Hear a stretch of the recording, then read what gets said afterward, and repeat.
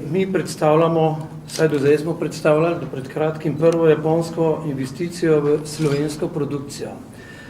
Največji proizvajalec robotov na svetu je Yaskawa Electric, ki šteje 14.300 zaposlenih in ima prodajo 3,1 milijarde, to so podatki iz leta 2012.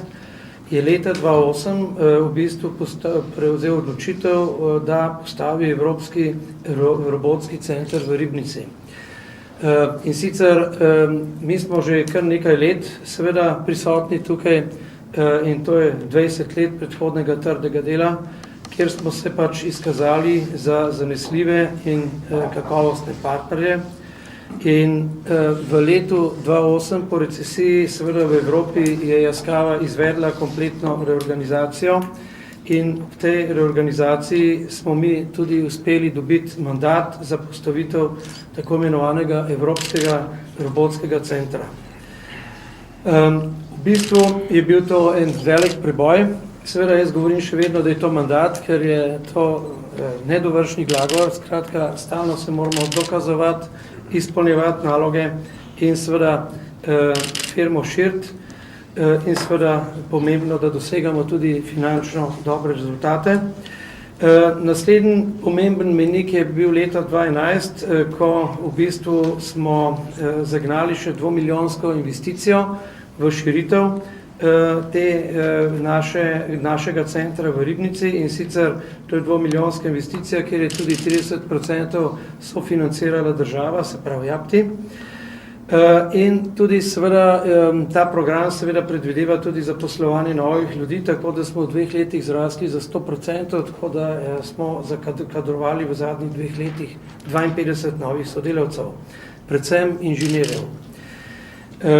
Torej, če še povzamem, tudi zelo pomembni preboji v preteklih 2 letih so bili naslednji, to, da smo postali dobavitelj Toyoti, in sicer Toyota bo šel v Evropi za potrebe novega Mini Coopera, torej projekt BMW, in pa seveda še en zelo velik projekt je bil za anglo-ameriško firmo Johnson Matthey v Makedoniji, kjer smo naredili izredno velik projekt in inštalirali preko 40 robotov z najvišjimi tehnologijami, tako za strojnim vidom in smo tako se kot, bi rekel, slovenska filijala ali pa proizvodna postavili kot hišni dobavitelj firme Johnson Matthey.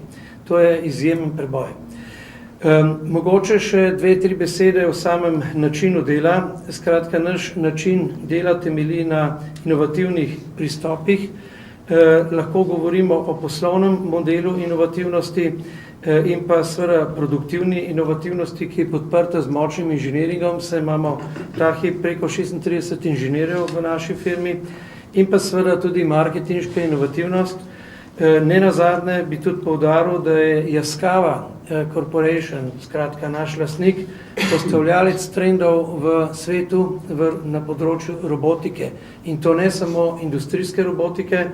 V zadnjem času prihajamo tudi v nišo neproizvodne robotike, kamor sodi tudi tako imenovani strežni roboti za potrebe gospodinjstev. Mogoče še ta informacija, da je tudi Yaskawa prva iznašla besedo mehatronika. Mehatronika je danes zelo poznana beseda, študijski programi na fakultetah in tako. Tako da je Yaskawa v svetu robotike ena od vodilnih firm, pa mogoče še ta hip, lahko to povem, največji proizvajalec robotov, saj proizvaja 25.000 robotov letno.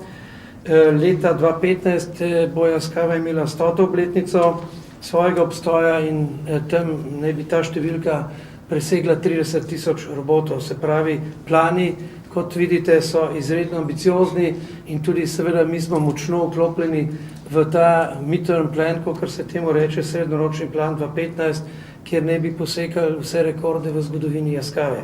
Tudi mi bomo deležni te rasti, vsekakor. Še mogoče to informacijo, v Evropi smo edini znotraj skupine Yaskawa, ki lahko ponuja celovito tehnološko rešitev na ključ, tako da v bistvu naš program niso samo, bi rekel, robotske celice, vendar tudi kompletna postrojenja, orodja, razvoj softvera. Tako smo v bistvu se vklopili tudi lahko v projekt Twingo in pa, kot sem že omenil, ta večji projekt v Makedoniji. Mogoče še o pristopih v podjetju. Zaupanje seveda gradimo na trdnem delu in inovativnih pristopih. Ustvarjamo prostor, kjer kadrujemo, zaposlujemo tiste, ki želijo premikati meje povprečja. Zaposleni imajo možnost nenehnega izobraževanja, kar je seveda temelj naše nadaljne konkurenčnosti in seveda odprtosti. Vsi zaposleni se učijo tujih jezikov, od proizvodnih ljudi seveda do inženirjev, in s tem izgrajujejo mednarodni karakter tima, ki odprtega duha in široko razmišlja. Zame osebno, se pravi, je osebni napredek, odprtost duha, sposobnost medsebojne in dobre komunikacije in pa zaupanje so seveda temelji, na katerih gradimo, in pa seveda baza je pa odličen tim, ki je pa seveda temelj našemu uspehu.